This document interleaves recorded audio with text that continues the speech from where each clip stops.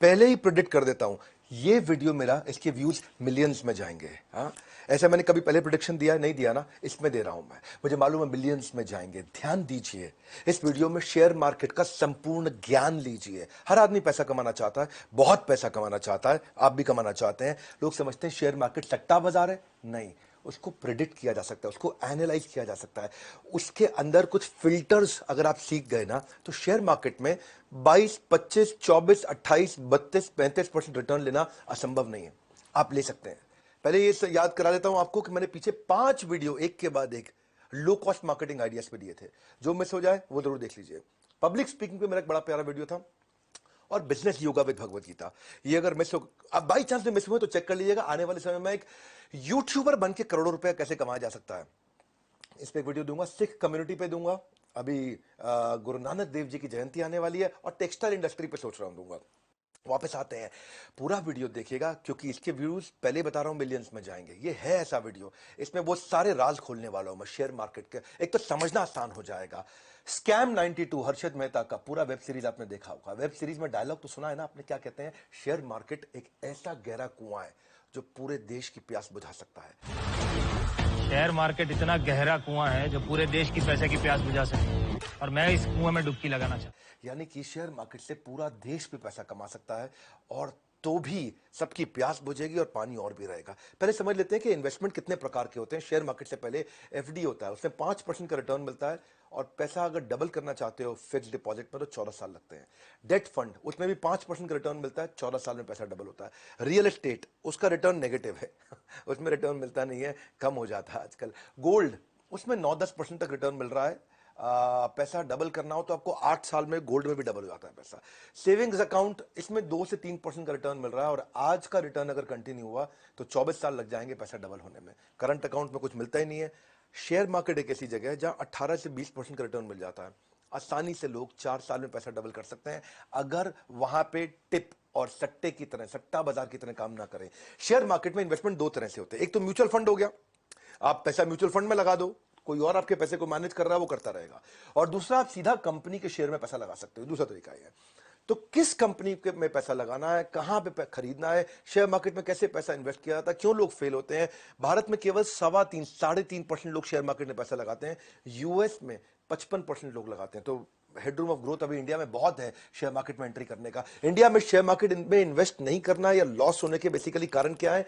एक तो risk appetite नहीं है लोगों का, नॉलेज नहीं होती लोगों को, डेडिकेटेड कोर्सेज नहीं है इसके ऊपर, और बहुत सारे स्कैंडल और फ्रॉड हो चुके हैं, जैसे हर्षद मेहता और केतन पारेख, बहुत कुछ। लेकिन इसके अलावा भारत में कुछ लोग हैं जो बहुत पैसा कमाए। राकेश झुनझुनवाला, रामदेव अग्रवाल, विजय खेड़िया, राधाकृष्ण दमानी, इन सब लोगों ने करोड़ों रुपए, अरबों रुपया कमाया शेयर मार्केट से। आप समझिए कि इनके फंडामेंटल्स क्या होते हैं। शेयर मार्केट में अगर चाहिए इन्वेस्टमेंट की किक, इन्वेस्टमेंट की किक, तो तुरंत मांगना छोड़ दीजिए इधर उधर से फालतू की टिप। पहले एक वीडियो बना था, टिप मिलती है रेस्टोरेंट में, टिप मत मांगो, पहले तो समझो, आप सीखो, नॉलेज ले लो। आज मैं 10 पॉइंट में दूंगा, 10 पॉइंट समझ लो, शेयर मार्केट को समझना आसान कर देंगे, समस्याओं का सारा समाधान कर देंगे। ये 10 पॉइंट समझ लीजिए, गेम चेंजर है। शुरू करते हैं, चलिए पहला पॉइंट लेते हैं। जिस भी कंपनी में पैसा इन्वेस्ट कर रहे हो, उसका business cycle at least 11 years of economic cycle से गुजर जाना चाहिए। क्या मतलब हुआ? कि बिजनेस साइकिल, इकोनॉमिक साइकिल, यानी कि 11 साल कम से कम पुरानी कंपनी हो, जिसमें कई बार अपटर्न डाउनटर्न सब आते हैं, और वो उसको देख सका है, वो पूरा उसको महसूस कर सके कि डाउनटर्न में सस्टेन कर जाए, चलती रहे मंदी में भी, और अपटर्न को राइड कर जाए, ऊपर बढ़ जाए। तो यानी कि कंपनी 11 साल पुरानी हो भैया, साधारण बात है। ऐसा नहीं कि अभी किसी आई गई कंपनी में अभी आई उसमें इन्वेस्ट कर दिया। कंपनी ने मंदी के दौर को कैसे झेला है, ये महत्वपूर्ण है। जितनी पुरानी कंपनी होगी उतना ट्रैक आपके सामने होगा विजिबल कि कैसे आगे बढ़ी है। 11 साल की अगर ऑपरेटिंग हिस्ट्री देख ली, या 11 साल से ज्यादा की ऑपरेटिंग हिस्ट्री को एनालाइज कर दिया, थोड़ा कॉन्फिडेंस और अंडरस्टैंडिंग आ जाएगा। जैसे आइशर मोटर है, 73 साल पुरानी कंपनी है, सिद्धार्थ लाल उसके सीईओ हैं। अप्रैल 2011 में 135 रुपए का स्टॉक प्राइस था उसका, जो शेयर का प्राइस था 135। 2014 में 600 का था, 2017 में 2600 का था। ये कंटिन्यूसली बढ़ा है। 6 साल में 50% का इसने एवरेज रिटर्न दिया, यानी कि 1.5 साल में ये पैसा डबल करके दिया। आपके पास ट्रैक रिकॉर्ड था इसका। ब्रिटानिया इंडस्ट्री का ट्रैक रिकॉर्ड है, 129 साल पुरानी कंपनी है ब्रिटानिया, और वरुण बेरी उसके मैनेजिंग डायरेक्टर हैं। 2011 में 200 का प्राइस था, 14 में 450 था, 2017 में 1800 था, 2021 में 3400 रुपए हो गया। शेयर प्राइस लगातार बढ़ा है। उसके पास ट्रैक रिकॉर्ड, आपके पास 10 साल का 28% का एवरेज रिटर्न, अगर 10 साल देखूंगा 28% का एवरेज रिटर्न दिया इसने। अगर 28% का एवरेज रिटर्न है तो इसका मतलब पैसा आपका 2.5 साल में डबल करके दिया ब्रिटानिया ने।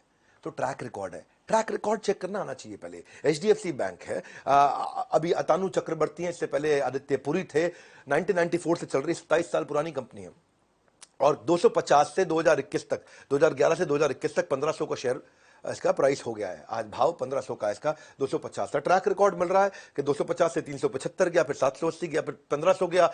इसका जो कैगर है, कंपाउंडेड एनुअल ग्रोथ रेट है, आप अगर 10 साल का चेक करोगे तो एवरेज 18% का रिटर्न दिया है। 18% का रिटर्न, स्टेबल कंपनी है, अच्छी चल रही है, पुरानी है। ये पहला पैरामीटर मैंने आपको दिया है। एचडीएफसी ने हर 4 साल में पैसा डबल करके वापस दिया है। अगर चाहते हो एक पॉजिटिव आस, शेयर मार्केट से चाहते हो एक पॉजिटिव आस, याद रखिए कंपनी का इतिहास, उसका 11 साल का कम से कम इतिहास चेक करिए। दूसरा, उसकी ग्रोथ में कंसिस्टेंसी होनी चाहिए। जो जीडीपी, पूरे देश की जीडीपी है, वो जिस रेट पे ग्रो कर रही है उसका डबल ये कंपनी ग्रो करनी चाहिए।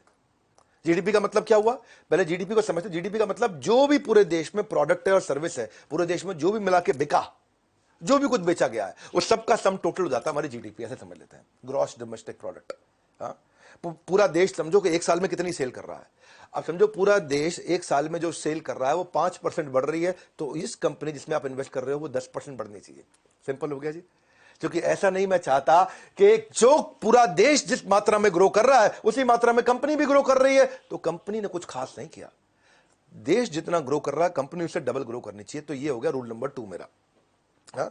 यानी कि देश 5% ग्रो कर रहा है तो कंपनी 10% ग्रो करनी चाहिए। देश 7.5% ग्रो कर रहा है तो कंपनी 15% ग्रो करनी चाहिए। कम से कम 20 कर रही है, 30 कर रही है और अच्छी बात है। ग्रोथ ट्रैजेक्टरी को एनालाइज करो, एनुअल एवरेज रिटर्न कितना दिया, उससे प्रेडिक्टेबिलिटी आ जाएगी। जैसे रैडिको खैतान है, रैडिको खैतान ललित खैतान की कंपनी है और ये जीडीपी 7% ग्रो करता रहा, इनकी कंपनी 18% ग्रो करती रही है। हाँ, इनका 2017 में 130 का भाव था, आज 600 का भाव है। 4 साल में लगभग 40% का रिटर्न उन्होंने एवरेज रिटर्न दिया है। पैसे को 2 साल में डबल कर पा रहे हैं ये। अगर पैसे को 2 साल में डबल कर पा रहे हैं रैडिको खैतान, तो बहुत बढ़िया है। समझ में आ रहा है आपको। Jubilant food work, Domino's pizza जिसका आता है, हरी भारतीय, श्याम भारतीय, ये हिंदुस्तान टाइम्स वालों का है ग्रुप कंपनी। जीडीपी 7% ग्रो कर रहा था, इनकी कंपनी 17% ग्रो कर रही थी। 550 का भाव था इनका 2017 में, फिर 1600 हुआ, अभी 3000 चल रहा है इस समय। 3000 के भाव को पार कर गया 2021 में। ये 4 साल में 43% का रिटर्न दिया, यानी कि लगभग 1.5 साल में पैसा डबल कर देती है कंपनी। ये कैसे है, इसके पीछे फैक्टर क्या था? देश की ग्रोथ रेट नहीं, कंपनी की ग्रोथ रेट देश की ग्रोथ रेट से काफी आगे हो। साधारण भाषा में समझा रहा हूं आपको। अगर डिटेल में इसको समझना चाहते हो तो भाई मेरे एक लीडरशिप फॉरम के पार्टिसिपेंट भी हैं, मैं आपके बारे में उसके बारे में बताऊंगा आपको। रविंद्र भारती हैं, ये भी शेयर मार्केट में अच्छा काम करते हैं और इनको मैंने बहुत सालों से ट्रेन कर रहा हूं। ये मेरे लीडरशिप फनल में भी आए, एवरीथिंग अबाउट एंटरप्रेन्योरशिप में भी आए, अभी ये बीसीपी भी अटेंड कर रहे हैं, बिजनेस कोचिंग प्रोग्राम। इनके यूट्यूब चैनल है, उसके बारे में आपको थोड़ी देर में बताता हूं। वहां पे आप डिटेल में अटेंड करिएगा, लेकिन आज आपको लंबा ऐसा वीडियो देने वाला हूं कि जब मैं दे रहा हूं तो उसमें क्रेडिबिलिटी है। विवेक बिंद्रा देंगे ना तो ऐसा कोई गड़बड़ नहीं, गैस नहीं। आइए शेयर मार्केट के लिए तीसरी स्ट्रैटेजी समझते हैं। Leadership is directly proportionate to longevity. Longevity का मतलब क्या है? लंबी टिकेगी कि नहीं, रुकेगी नहीं कि नहीं, ये लीडरशिप पे भी डिपेंड करता है कि कंपनी की लीडरशिप कौन है, मैनेजमेंट कौन है, उसको ड्राइव कौन कर रहा है। ऐसे नहीं कि मतलब सिर्फ बस आईएम का ठप्पा लगा है, सीईओ है तो चला जाएगा। ना ना ना, लीडरशिप को समझो कि क्वालिटी मैनेजमेंट होगी तो क्वालिटी प्रोडक्ट आएगा, कस्टमर सर्विस अच्छी होगी, ऑपरेशंस, डिस्ट्रीब्यूशन सब अच्छा होगा। हर्षद मेहता के स्कैम में आपने क्या देखा? एसीसी की सीमेंट में लीडरशिप वही थी, मार्केट में कुछ भी हलचल नहीं हुई, कुछ भी चेंज नहीं हुआ। 200 रुपए का भाव बढ़ाते बढ़ाते बढ़ाते 200 से 9000 पे ले गए और ना कंपनी में कोई ऐसी कोई खास ट्रेंड थी, ना फंडामेंटल चेंज हुए थे, ना लीडरशिप चेंज हुई थी, ना टॉप लाइन बढ़ी थी, ना बॉटम लाइन बढ़ा था। बस ऐसे ही बढ़ता चला गया। इसको बोलते हैं पंप एंड डंप, कि हर्षद मेहता पहले पंप करके ऊपर ले जाते और उस भाव पे जाकर के बेच के डंप कर देते, नीचे आ जाता। इसलिए बहुत लोग बर्बाद हुए थे, क्योंकि फंडामेंटल नहीं सीखे उन्होंने। लीडरशिप में आप क्या चेक कर सकते हो? आप थोड़ा उसके बारे में, आदमी के बारे में रिसर्च करो कि उसने कोई एंट्री बैरियर बनाया, उसका बैकग्राउंड चेक करो, उसके ऊपर कोई कोर्ट में केसेस तो नहीं चल रहे हैं, वो इन्वेस्टर के पैसों से कोई खिलवाड़ तो नहीं करता है, उसके ऊपर कोई रेगुलेटरी इशू तो नहीं है, सेबी का या आरबीआई का कोई झगड़ा तो नहीं चल रहा है। तीसरा, उसकी आप मैनेजमेंट की फोरकास्ट देखो कि वो क्या फोरकास्ट कर रहा है, कहां पहुंचेगा, उसके फ्यूचर प्लान्स क्या है। चौथा, आप देखो कि वो रेम्यूनरेशन सीनियर मैनेजमेंट को जो, अच्छा दूसरों के रेम्यूनरेशन से पहले उसकी खुद की चेक करो। वो सैलरी अलाउंस और जो परक्विजिट होते हैं वो उसके बहाने से खूब ज्यादा पैसा तो नहीं ले रहा है। ऐसा तो नहीं कि प्रॉफिट मिल नहीं रहा है शेयर होल्डर को और वो अपनी तनख्वाह के नाम पे और अपनी अलाउंस के नाम पे बहुत मोटा पैसा निकाल के लेके जा रहा है, हर साल बढ़ा रहा है, हर साल बढ़ा रहा है। तो उसका मतलब ये थोड़ा सा एक क्वेश्चन मार्क आ जाता है। या फिर जब भी कोई एनालिस्ट कॉल होती है, इस तरह जो लिस्टेड कंपनी है इनमें एनालिस्ट कॉल होती है, आपको जवाबदेही होती है, क्वार्टर ऑन क्वार्टर आपको अपनी रिपोर्ट्स पे जवाब देना पड़ता है एनालिस्ट कॉल में कि भाई क्यों हुआ इस कंपनी में। तो क्या प्रमोटर यानी कि मालिक यानी कि मैनेजमेंट इन एनालिस्ट कॉल पे अवेलेबल थी या नहीं थी, चेक करो। वो हर बार कंटिन्यूसली रेगुलरली जवाब देने को तैयार है, तो इससे पता चलता है कि सिंसियर भी है, सीरियस भी है, हर क्वेरी को आंसर करेंगे। छठा चीज देखो, कई मैनेजमेंट जो है, जो ओनर है कंपनी का, ऐसा बहुत होता है, सुनते हैं ना आप, माल्या का घोटाला, इसका घोटाला, उसका घोटाला, सबके नाम नहीं लूंगा, पर इनमें रिलेटेड पार्टी ट्रांजैक्शन होती है। रिलेटेड पार्टी ट्रांजैक्शन का मतलब क्या है? जैसे मैं हूं, मेरे मामा का लड़का भी है, मेरे चाचा का लड़का भी है, मेरे ताऊ का लड़का भी है, मेरी बुआ का लड़का भी है, मेरी मेरी किसी पड़ोसी की लड़की भी है, ये सबको मैंने कंपनी में साथ में वेंडर के रूप में लगा लिया। इनका बिल आता है, इनको पेमेंट करता हूं और इनके अकाउंट से पैसा वापस ले लेता हूं कमीशन देके उनको। उसको क्या बोलते हैं? उसको बोलते हैं, ये बेसिकली फ्रॉड है। ये पैसा साइफन करने का तरीका है कि ऐसे तो कंपनी से पैसा निकाल नहीं सकते, नकली बिल रिश्तेदारियों में जनरेट किया, रिलेटेड पार्टी ट्रांजैक्शन इसको बोलते हैं, आपस में, फ्रेंड्स में, फैमिली में, रिलेटिव्स में। तो ये थोड़ा चेक करना आना चाहिए, ये सब चेक किया जा सकता है। आपको थोड़ा और सिखाएंगे, इसके तरीके सीखना चाहते हैं, मुश्किल नहीं है। आज डिटेल में देने का मेरा मन है, क्योंकि मैं आपको गैस देता नहीं, एक बात रिपीट करता नहीं, बढ़िया दूंगा। मैनिपुलेशन इन अकाउंट चेक करो कि अकाउंट से मैनिपुलेशन तो नहीं हो रहा। इनका ऑडिटर कौन है? बिग फोर है क्या? अर्नस्ट एंड यंग है, केपीएमजी है, पीडब्ल्यूसी है, कौन है? अच्छा इनके पास है क्या ऑडिटर इस समय? और इनकी लीडरशिप में अट्रिशन कितना है? क्या लोग बार बार छोड़ के भाग जाते हैं टॉप लीडरशिप में, या लीडरशिप कंपनी में बहुत जुड़ाव महसूस करती है, अपनापन महसूस करती है लीडरशिप कंपनी के अंदर? वो बड़ा इंपॉर्टेंट है। ऐसा तो नहीं कि अपने पर्सनल शेयर को बार बार प्लेज करके, अपने शेयर्स को प्लेज करके बाहर से उधार ले रहा हो, वो भी दिक्कत है। इसके अलावा चेक करिए कि मैनेजमेंट ईमानदार कितनी है। अगर मैनेजमेंट में इंटेग्रिटी नहीं है, टॉप लीडरशिप में इंटेग्रिटी यानी कि ईमानदारी की कमी है, यानी कि वो बार बार चोरी चक्कारी और शॉर्टकट और ये सब चीजें अपनाते हैं, तो आपके प्रोडक्ट में कितना भी मार्जिन क्यों ना हो, शेयर होल्डर की जिंदगी बर्बाद। क्योंकि जिस व्यक्ति, जब मैनेजमेंट ही ईमानदार नहीं है, तो कितना भी मार्जिन क्यों ना हो कंपनी में, कोई भी मार्जिन आपको बचा नहीं सकता है। बेईमान आदमी के सामने पर पूरी दुनिया का पैसा भी कम पड़ जाता है। तो मैनेजमेंट बहुत कॉम्पिटेंट होनी चाहिए और पैशन होना चाहिए। तो ये मैंने कुछ चीजें बताई। जैसे आप चेक करते हैं डी मार्ट के जो राधा कृष्ण दमानी है, कितना उनको हमेशा कितना इंटेग्रिटी उनकी हाई मानी जाती है, और 700 रुपए का भाव पर 2017 में था, आज 3300 रुपए पे चल रहा है कि नहीं? यानी कि 40% का रिटर्न दे रहा है। जहां कहा एफडी 4%, 5%, सही कंपनी में पैसा लगाना आ जाए आपको, तो 4% की जगह आपका रिटर्न 40% हो जाता है। हर 2 साल में डीमार्ट ने अपने सारे इन्वेस्टर्स के पैसे को डबल करके दिया। डीमार्ट में मैं पूरी केस स्टडी बना चुका हूं यूट्यूब पे, आपको प्रार्थना भी करूंगा जाके उस केस स्टडी को देखिए, क्योंकि वो काफी बुद्धिमान व्यक्ति हैं। राधा कृष्ण दमानी हमेशा देश के टॉप 5 सबसे अमीर, टॉप 10 अमीर लोगों में इनका नाम है, लेकिन फिर भी लोग उनके बारे में जानते नहीं। उनके बारे में जानना चाहते हैं, वीडियो देख लीजिएगा मेरा। इसके अलावा रिलायंस इंडस्ट्री, मुकेश अंबानी बुद्धिमान व्यक्ति हैं, और उनका 460 रुपए का स्टॉक प्राइस जो था, कॉम्पिटेंट लीडरशिप है, तो आज 2100 रुपए का हो गया। 4 साल में 40% के आसपास का उन्होंने ग्रोथ दिया, हर साल पैसा डबल कर देते हैं। 38.5% का ग्रोथ दिया रिलायंस ने अपने सारे शेयर होल्डर को। जितने लोगों ने रिलायंस में पैसा इन्वेस्ट किया, सबके सब काफी अमीर हो गए हैं, सबने बहुत पैसा बचा लिया, कमा लिया है। तो उसका कारण यही है कि अगर लीडरशिप बहुत बुद्धिमान हो, तो लीडरशिप कमा के आपको ले जाएगी। जैसे बजाज फाइनेंस, राहुल बजाज, उनकी कंपनी देखो, 2017 में 1350 पे थी, आज 2021 में 5500 रुपए के भाव पर ट्रेड कर रही है। 4 साल में इसने भी 35% से ज्यादा का रिटर्न दिया। इसका मतलब हर 2 साल में पैसा डबल कर देता है बजाज फाइनेंस। अगर लंबे समय तक चाहते हो शेयर मार्केट में प्रॉफिटेबिलिटी, याद रखिए एक बात, लीडरशिप इज लॉन्जेविटी। प्रॉफिटेबिलिटी कब आएगी? जब लॉन्जेविटी होगी। Leadership is longevity. आपकी लीडरशिप कितनी अच्छी है, जो ओनर है वो कितना बुद्धिमान है और ईमानदारी के साथ, बुद्धिमत्ता के साथ बढ़ाता है। चौथी स्ट्रैटेजी 10 बताऊंगा, बने रहना, सब सीख जाओगे। अगर नए आदमी हो ना शेयर मार्केट में, सब सीखने वाले हो आप। Zero date. कंपनी में कर्जा कितना है चेक करो। ये कंपनी में अगर कर्जा ज्यादा है तो बहुत दिक्कत है, क्योंकि अगर लोन नहीं है, इंटरेस्ट नहीं है, तो प्रॉफिट पे काफी बचता है पैसा आपका। क्योंकि जिन कंपनियों पे कर्जा बहुत ज्यादा है ना, तो बहुत पैसा वो ब्याज चुकाने में चला जाता है, और प्रॉफिट बेचारे इन्वेस्टर्स को मिल नहीं पाता है। तो देश में ऐसी कई कंपनियां हैं जो कर्ज के कारण बैंकरप्ट हुई हैं, बहुत सारी। भूषण स्टील, 44,000 करोड़ का कर्ज था उसके ऊपर, खत्म हो गया ना भूषण स्टील। लैंको इंफ्रा, ये एक सांसद भी थे हमारे देश में, कौन सी पार्टी के मैं बताऊंगा नहीं, तो 44,000 करोड़ रुपए का लोन था इनके ऊपर। एसआर स्टील, जो शशि रुइया, रवि रुइया, एक समय में भारत के 10 सबसे अमीर लोगों में इनका नाम था, 37,000 करोड़ का कर्जा। आलोक इंडस्ट्री, एमटेक ऑटो, मोनेट इस्पात, जेपी इंफ्रा, ये सब लोगों का 10-10, 15-15, 20-20 हजार करोड़ रुपए का कर्जा, और कंपनी खत्म हो गई है। क्यों? क्योंकि देखो, डेट फ्री कंपनी है ना, उसका पोर्टफोलियो बहुत स्ट्रांग उसको माना जाता है, जिसके ऊपर कर्जा नहीं है। लेकिन जिसके ऊपर कर्जा है, जो खुद कर्जे में डूबा है, तो दूसरे को प्रॉफिट कहां से कमा के देगा? मनी कंट्रोल की वेबसाइट पर जाइए, सर्च बार में डालिएगा मनी कंट्रोल। आप सब जानते हैं मनी कंट्रोल तो वो शेयर मार्केट में इन्वेस्ट करने वालों का मक्का मदीना माना जाता है। तो आप वहां जाइए, वहां जाकर के चेक करिए कि अपने स्टॉक से डिटेल सारी चीज़ों को जरूर चेक करिए। वहाँ पे जो फाइनेंशियल एक ऑप्शन आएगा, फाइनेंशियल ऑप्शन पे क्लिक कर लीजिएगा। उसके बाद वहाँ बैलेंस शीट का ऑप्शन आएगा, वहाँ जाकर के आप डेट चेक कर सकते हो कि डेट है कि नहीं है। यहाँ पे आप non current liability, current liability और लॉन्ग टर्म बोरोइंग जाकर के शॉर्ट टर्म बोरोइंग चेक कर सकते हो। लॉन्ग टर्म बोरोइंग और शॉर्ट टर्म बोरोइंग वही होता है टोटल डेट। अगर कर्जा है तो हमेशा दिक्कत रहेगी। टाटा कंसल्टेंसी सर्विस ऐसी कंपनी है जिसपे 1 रुपए का भी कर्जा नहीं है। ऐसे वैसे बहुत सारी हैं, जैसे डीविस लेबोरेटरी, ये डीविस बहुत अच्छा चली थी। 2017 में 650 रुपए का भाव था, आज 41 रुपए के भाव पे चल रहा है 2021 में। 1 रुपए का कर्जा नहीं है, डेट टू इक्विटी रेशियो 0 है। इसको बोलते हैं डेट टू इक्विटी रेशियो, ये चेक कर लो। 4 साल में ये डीविस लेबोरेटरी ने लगभग 47% का रिटर्न दिया है। इसने 47% का एवरेज रिटर्न दिया, सालाना रिटर्न। आप समझ लो कि पैसे 1.5 साल में पैसे डबल कर देता है डीविस।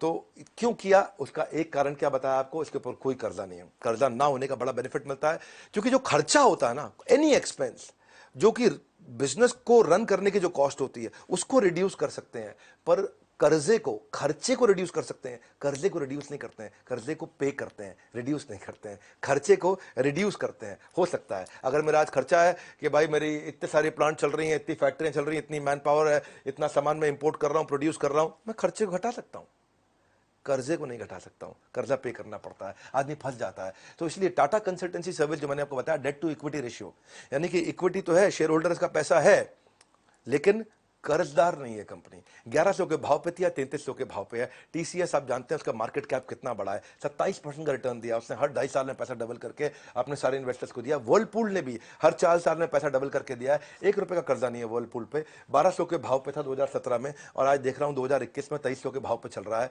4 साल 4.5 साल में पैसा डबल किया। शेयर मार्केट में पैसा लगाते वक्त यह नियम जरूर बनाएं कि कर्ज में डूबी कंपनी पर भूल के पैसा ना लगाएं। अगर डिटेल्स में इसके बारे में समझना चाहते हो तो मैं बताता हूं आपको। रविंद्र भारती ये मेरे पार्टिसिपेंट है, मैं इनके यूट्यूब चैनल के बारे में बता रहा हूं आज आपको। मैं नहीं कह रहा हूं किसी का कोर्स खरीदो, कुछ भी करो। आप कह सकते हैं कि आप रविंद्र भारती को प्रमोट कर रहे हैं, हाँ कर रहा हूं, बिल्कुल कर रहा हूं, और खुल के कर रहा हूं। रविंद्र भारती को प्रमोट में इसलिए कर रहा हूं क्योंकि फ्री में आपको बहुत अच्छा नॉलेज मिल रहा है।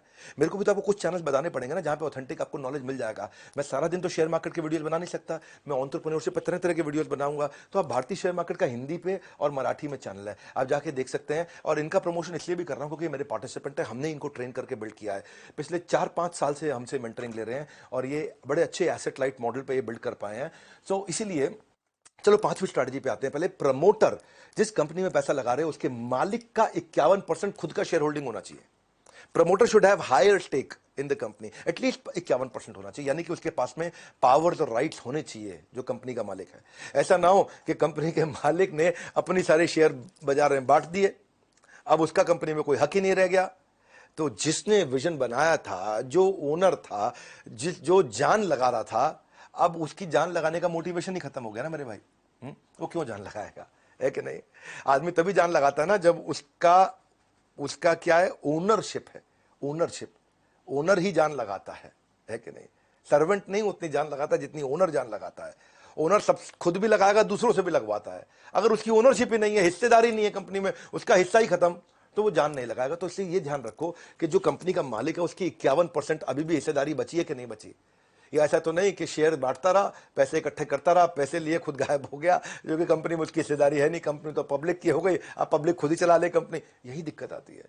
साधारण भाषा में समझा रहा हूं आपको मैं, हाँ, कि प्रमोटर कंपनी पे तभी फोकस करेगा, उसके हर एक्टिविटी पे ध्यान देगा, रिव्यूज पे ध्यान देगा, अपने विजन को ड्राइव करेगा। 51% होने से वो दूर की सोचता है, इन्वॉल्व रहता है। 7 घोड़े अलग अलग दिशाओं में जाएंगे तो पूरा रथ उलट जाएगा, लेकिन वो एक डिसीजन देके सारे घोड़ों को एक ही दिशा में चला पाता है, डिसीजन मेकिंग लेता है। यूजुअली इन्वेस्टर कंफर्टेबल होते हैं अगर प्रमोटर का 50% हो, लेकिन ये रूल नहीं है। अगर और ज्यादा हो तो और भी अच्छी बात है। और कभी कभार प्रमोटर अगर बाजार से अपने शेयर वापस खरीद रहा है, और अच्छा साइन है कि वो कह रहा है मेरी शेयर होल्डिंग आज 45% है, मुझे 60 करनी है, बाजार से खुद ही ले लेता है।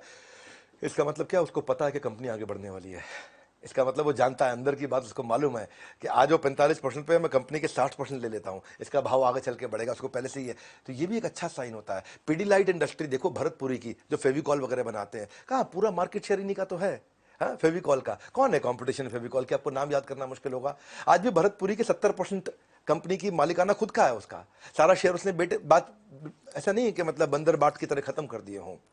और उसका जो कंपाउंडेड एनुअल ग्रोथ रेट दिया उसने 10 साल में, वो 25% का दिया है, यानी कि हर 3 साल में पैसा डबल करके दिया अपने हर इन्वेस्टर को। जिसने जिसने पिडिलाइट का, फेविकॉल का शेयर लिया था, हर 3 साल में अपने पैसे को डबल किया है। पैसा डबल करना एक अच्छा, मैं उसको मान रहा हूं, एक ऐसा फैक्टर मान रहा हूं जिससे आपको बात आसानी से समझ में आ जाए। पैसा डबल किया, कितने साल में डबल किया? 7 साल में किया, 2 साल में किया, 10 साल में किया, 20 साल में किया। इससे आपको अच्छा लगता है कि समझ में आता है। जैसे एक सेरा सैनिटरी वेयर, ये सोमानी फैमिली जो है, विक्रम सोमानी, उसकी प्रमोटर होल्डिंग 55% है, अभी उसने रखी है अपने पास। 51% से ऊपर होना जरूरी रहता है। 10 साल के अंदर उसने 30% का हर साल रिटर्न दिया है, यानी कि 2.25 साल में उसने अपने पैसे को डबल करके दिया सारे के सारे इन्वेस्टर्स को जिसने उसने पैसा लगाया। बर्जर पेंट में जो कुलदीप सिंह ढींगरा उसके मालिक हैं, सबको पेंट लगा रहे हैं, 10 साल में उन्होंने बड़ा अच्छा रिटर्न दिया, 31% का रिटर्न दिया उन्होंने। हर 2.25 साल में पैसा डबल किया है। उनकी 75% होल्डिंग खुद के पास है, यानी कि अभी मालिक है वो कंपनी के, 75% शेयर अभी उन्हीं के पास है। तो इसलिए वो पूरा जोर लगा रहे, पूरी जिम्मेदारी ले रहे हैं। अगर शेयर बाजार में कंपनी के साथ चाहते हैं लंबी पारी चाहिए, अगर लंबी पारी चाहिए तो प्रमोटर के पास 51% से ज्यादा शेयर होल्डिंग होनी चाहिए। हाँ? छठा स्ट्रैटेजी, आप ऐसा करो, चेक करो कि पैट यानी कि प्रॉफिट आफ्टर टैक्स, यानी कि फाइनल मुनाफा, यानी कि नेट प्रॉफिट, उसका हर साल 25% बढ़ना चाहिए। अगर पिछले साल नेट प्रॉफिट 100 करोड़ था तो इस साल 125 करोड़ होना चाहिए। अगर पिछले साल 500 करोड़ था तो 500 करोड़ का 25%, यानी कि 125 करोड़ और बढ़ के इस साल 625 करोड़ होना चाहिए। चेक करो, हर साल 25% प्रॉफिट बढ़ रहा है, इसका मतलब कंपनी में अंदर खाते सब ठीक चल रहा है, सब कुछ बढ़िया है। हर साल क्योंकि प्रॉफिट बढ़ रहा है, इसका मतलब सब ठीक है अंदर, तो उसे पैसा लगा सकते हो। ट्रेंड मिल गया आपको, जब ट्रेंड मिल जाता है ना तो आप ट्रेंड पे पैसा लगा सकते हो। जब भी आपको ना खाली टिप पे पैसा नहीं लगाना है, ट्रेंड पे लगाना है। जब कंपनी के स्टॉक खरीदो तो 4 साल के नेट प्रॉफिट, 5 साल, 6 साल, 8 साल, 10 साल के नेट प्रॉफिट को एनालाइज करो। अगर 25% बढ़ रहा है, यानी कि टोटल रेवेन्यू जितना पैसा आया उसमें टोटल खर्चा जितना पैसा गया माइनस कर दो, और जो प्रॉफिट आया वो बढ़ रहा है कि नहीं बढ़ रहा। टाइटन ग्रुप है, टाइटन ग्रुप 2020 में उनका प्रॉफिट 346 करोड़ था, इस साल जब 2021 में उनका प्रॉफिट 564 करोड़ था, 62% ग्रोथ हुआ। तो जो उनका पिछले साल 1000 पे उनका शेयर मूव कर रहा था, वो इस बार 1600 पे किया, 60% उनका भाव बढ़ गया अपने आप ही, तो 60% का रिटर्न हो गया। तो वैल्यूएशन जो है ना, it is slave of earning. कितने का मार्केट में वैल्यूएशन देगा उसको, वो कितना कमा रहा है उस पर डिपेंड करता है। तो प्रॉफिट चेक करो भैया, टाइटन कंपनी बहुत बढ़िया प्रॉफिट कमाया और बड़ा अच्छा मार्केट में भाव भी बढ़ा। तो जिसने बेचारे ने 1 लाख रुपए लगाया था, 1 साल में उसका पैसा 1,60,000 रुपये हो गया। बहुत बढ़िया ग्रोथ दिया टाइटन ने। ये ना प्रॉब्लम ये आती है कि शेयर बाजार में लोग आपको ना असली बात नहीं बताता है कोई। क्यों? क्योंकि उनको ना बीच में कमीशन बाजी होती है, 2% उनको ब्याज मिलता है। इस चक्कर में आपका पैसा इधर भी लगवा दे, उधर भी लगवा दे, यहां भी लगवा दे, वहां भी लगवा दे। राइट ट्रेनिंग होती नहीं है।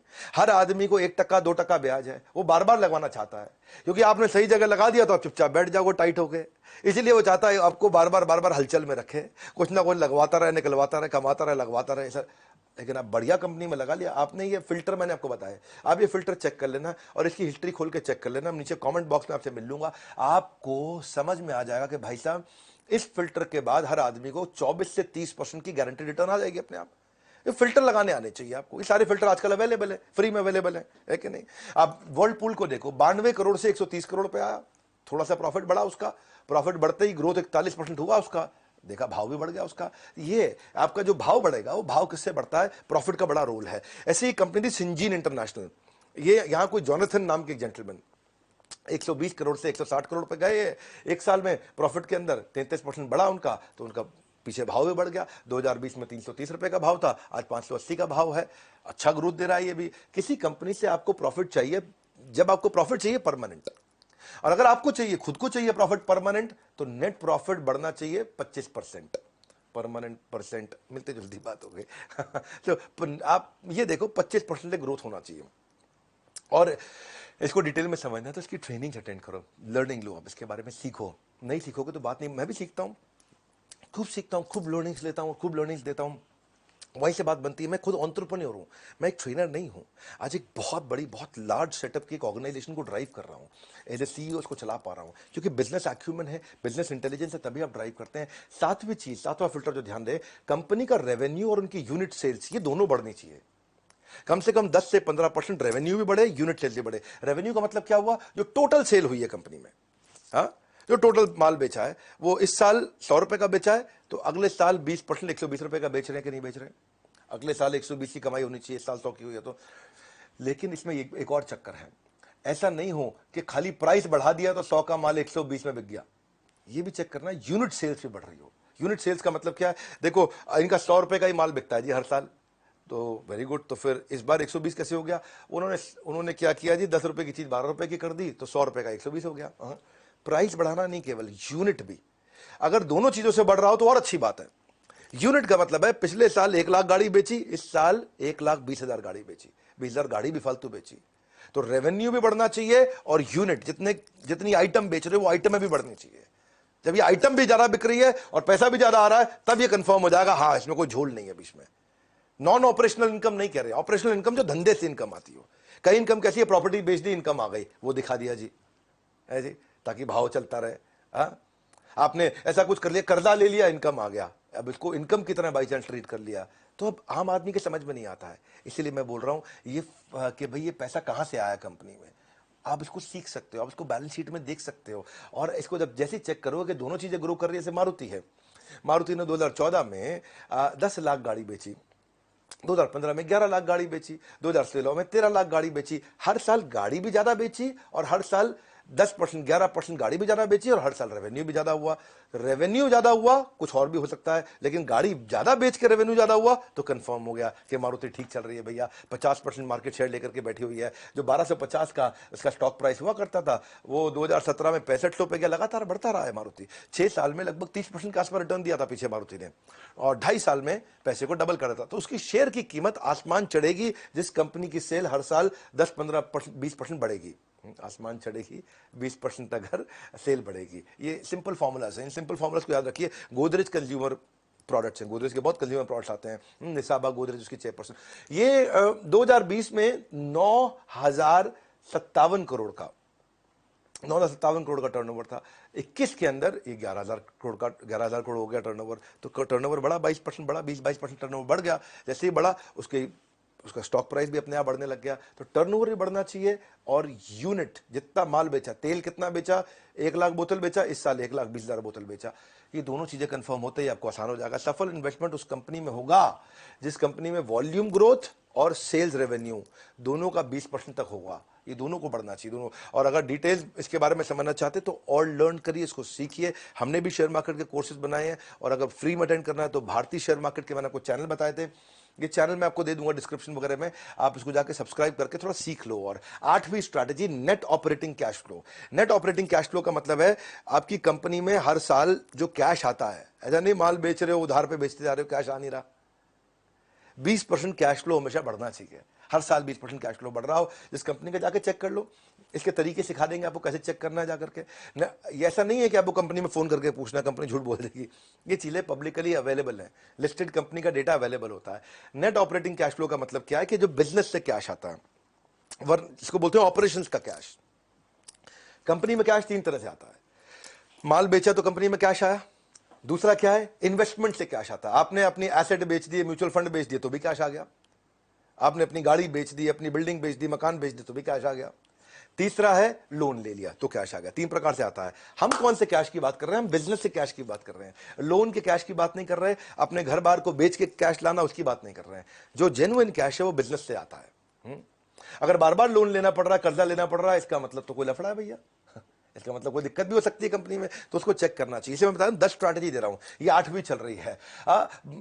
बहुत ज्यादा ऐसा बोरो ना करना पड़े, जरूरी है। डॉक्टर रेड्डी लैब, ये कलाम सतीश रेड्डी की कंपनी है, डॉक्टर रेड्डी लैब। ये कलाम अब्दुल कलाम नहीं है, कलाम सतीश रेड्डी इनका नाम है। 2020 में 4,000 रुपए के भाव पे चलता था ये, 2021 में 5,000 का हुआ, 25% की इसने रिटर्न दी। क्योंकि इसका net operating cash flow 3,000 crore था, वो 3,600 करोड़ हुआ। तो उसका सीधा सीधा असर आया कि भाई धंधे से 3,000 करोड़ का कैश आया था और धंधे से 3,600 करोड़ का कैश आया इस बार। तो कितना बढ़िया आप कैश फ्लो इंप्रूव कर रहे हैं। देखो 3 अलग अलग चीजें होती हैं। एक होता है CGP बोलते हैं इसको। सी का मतलब है कैश, जी का मतलब है ग्रोथ, मतलब सेल कितनी हो रही है, और पी का मतलब है प्रॉफिट, मतलब फाइनल बचता कितना है जेब में। यह हो सकता है कि आप सेल कराओ लेकिन उधार में कराओ, कैश नहीं आया। यह हो सकता है कि आपका कैश तो आ रहा है पर सेल नहीं बढ़ रही, तो ग्रोथ नहीं हो रही। यह हो सकता है आपके पास कैश भी आ गया, सेल भी बढ़ रही है, लेकिन मुनाफा नहीं हो रहा है क्योंकि आपको सही दाम नहीं मिल रहा है बाजार से। तो कैश, ग्रोथ, प्रॉफिट, ये तीनों होने चाहिए आपके पास में, है कि नहीं? जब ये तीनों रहते हैं तो आप समझ सकते हैं कि भाई आप ठीक रहेंगे। ये मैंने आपको बड़ी इंपॉर्टेंट चीजें सारे बताएंगे। सीजीपी, ये सीजीपी ट्रिनिटी है, ये ट्रायंगल है, ये मैं सालों साल से सिखा रहा हूं। और यही चीज भारती ने चेक करी जाकर के, और जब इसने भाई ने चेक करी तो क्या हुआ, आज आप देख रहे हैं कि ये हजारों लाखों लोग इससे भाई से सीखने आते हैं, कई लोगों को सिखा भी चुके हैं ये। हाँ, एशियन पेंट्स है, आप एशियन पेंट्स पे जाके चेक करो, चोक्सी इनकी कंपनी के चेयरमैन है। 1800 के भाव पे चल रहा था ये 2020 में, इस साल 2600 पार कर गया था। 1800 से 2600, 44% का रिटर्न हो गया, क्योंकि पहले 3000 करोड़ का इनका ऑपरेटिंग कैश फ्लो था, इस साल 3700 करोड़ का ऑपरेटिंग कैश फ्लो हो गया। Operating cash flow, operating cash flow का मतलब है एक साल में कितना कैश गया, एक साल में कितना कैश आया। तो यानी कि 3700 करोड़ का कैश आया इनके पास एक साल में। तो ये जो पैसा होता है ये धंधे में इस्तेमाल कर सकते हैं। नौवीं चीज, नौवां फिल्टर है रिटर्न ऑन कैपिटल एम्प्लॉयड। ये भी आपको वेबसाइट से मिल जाएगा, आप रिटर्न ऑन कैपिटल एम्प्लॉयड को चेक करो, 20% से ज्यादा होनी चाहिए। ये सुनने में मुश्किल लग रहा होगा आपको, रिटर्न ऑन इन्वेस्टमेंट तो सुना था, return on capital employed easy कर देता हूं।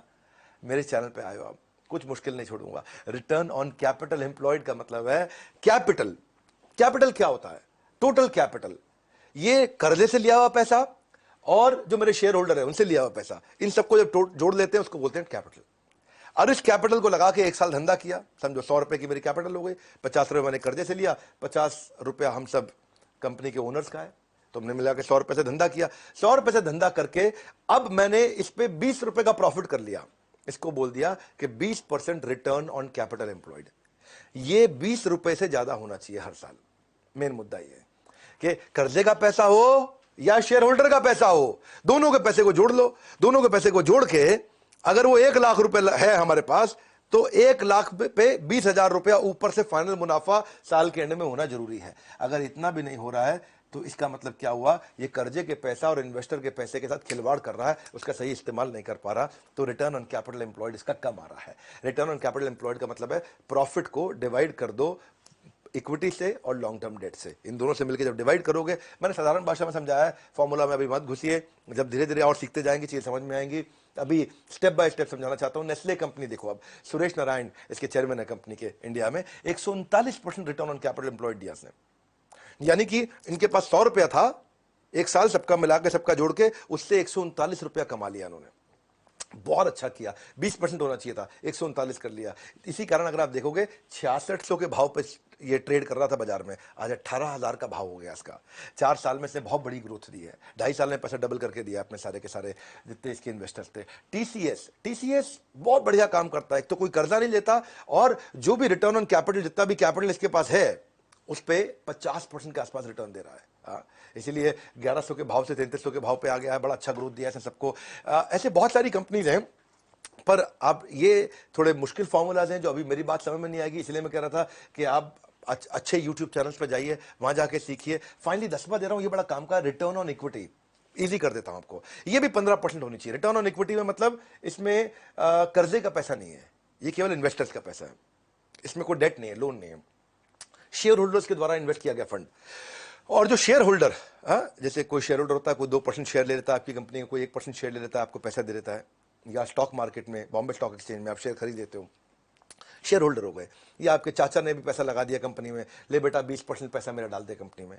रिश्तेदार भी कर सकते हैं, बाजार में भी हो सकता है, कोई वेंचर कैपिटल हो सकता है, प्राइवेट इक्विटी हो सकता है, और उनके पैसे पे 15% का ग्रोथ होना चाहिए।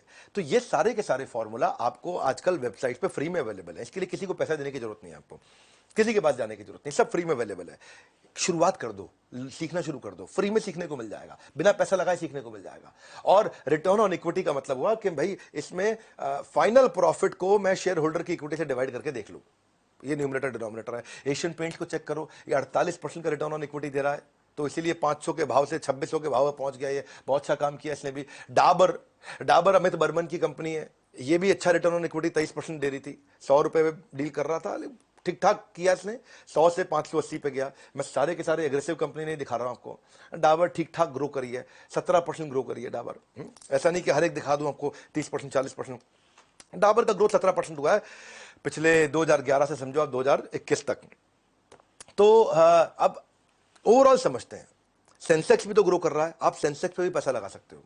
2011 में सेंसेक्स 19,000 पे चल रहा था, आज 2021 में 50,000 पे चल रहा है। तो सेंसेक्स ग्रो किया। आप सेंसेक्स से पैसा लगा दो कि 19,000 से 50,000 हो गया भैया 10 साल के अंदर, है कि नहीं? 10 साल में सेंसेक्स 10% का ग्रोथ दिया। कितना ग्रोथ दिया? हर साल 10% का ग्रोथ दिया सेंसेक्स ने। तो सेंसेक्स पे पैसा लगा दोगे तो आप भी 10% ग्रो कर जाओगे। लेकिन अगर अच्छे इंडिविजुअल कंपनी पे लगाना सीख गए तो आपको 10% नहीं, आपको एवरेज रिटर्न 22, 24, 26% तक मिल सकती है आराम से। तो ये फर्क है। सेंसेक्स पे लगाना भी सेफ है, कोई समस्या नहीं है, लेकिन अगर सही स्टॉक चूज करके लगाया तो आपको बाजार में जो रिटर्न 4, 6, 8, 10, 12% होते हैं वो अपने आप 24, 26, 28% तक मिल जाते हैं। पर प्रॉब्लम क्या है, लोग चाहते हैं कि शेयर मार्केट में आज पैसा लगाया है और कल डबल होके मिल जाए, परसों डबल होके मिल जाए। वो लालच है और वो खतरनाक हो जाता है, वहां से बात बनती नहीं है। और ये सब बातों में भी आपका ब्रोकर आपको सही बात नहीं सिखाता है। आपका म्यूचुअल फंड एडवाइजर, आपका इंडिपेंडेंट फाइनेंशियल एडवाइजर, आपका वेल्थ मैनेजर, उसके कारण बड़ा सिंपल है, क्योंकि उनको ना 2% कमीशन मिलती है इसमें। आपसे 100 रुपए लगवाते हैं तो 2 रुपए उनका हो जाता है, उसमें 1 रुपया उनका हो जाता है। कहीं 50 पैसे, कहीं 1 रुपया, कहीं 2 रुपया, अलग अलग चीजों में अलग अलग है। तो इसीलिए वो ये चीजें छुपी रहती हैं, ये फंडामेंटल्स नहीं मिलते हैं आपको। जो मैंने 10 फंडामेंटल दिए हैं अगले कई सालों तक काम आएगा। ये आपको एक्सपर्ट आदमी को भी काम आएंगे और नए आदमी को भी काम आएंगे, जो फंडामेंटल दिए हैं। मतलब ये मैंने आपको ना बिल्कुल लास्ट का मक्खन निचोड़ करके दिया है आपको मैंने।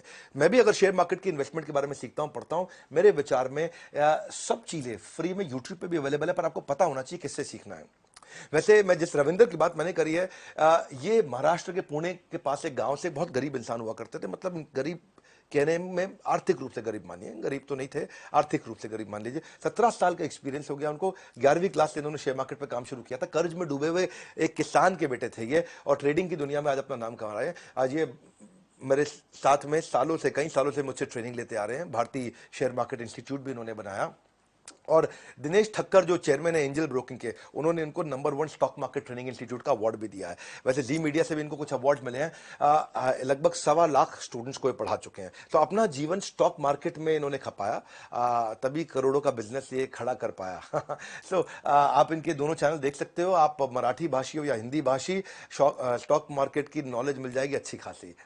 तो ये आप कर सकते हैं। और लेकिन अगर आप स्टॉक मार्केट में बिजनेस नहीं करना चाहते, इन्वेस्ट नहीं करना चाहते, आप अपने बिजनेस को ग्रो करना चाहते हैं, जो भी आप कर रहे हैं, तो उसको करने के लिए हमने इस समय ना बहुत सारे प्रॉब्लम सॉल्विंग कोर्सेज को हमने यूनिट्स में कन्वर्ट कर दिया है। आपको यूनिट समझाता हूं बिजनेस कोचिंग प्रोग्राम के साथ। ही दुनिया का सबसे अफोर्डेबल प्रोग्राम है। 10 रुपए घंटे से कम के अंदर हम लोग सबको पर्सनल कोच दे रहे हैं, हैंड होल्डिंग सपोर्ट दे रहे हैं, बंडल्ड वैल्यू पैक दे रहे हैं, फाउंडेशनल कोर्स दे रहे हैं, स्पेशलाइज कोर्स दे रहे हैं। हर एक को सेम चीज नहीं, फाउंडेशनल अलग है, स्पेशलाइजेशन अलग है।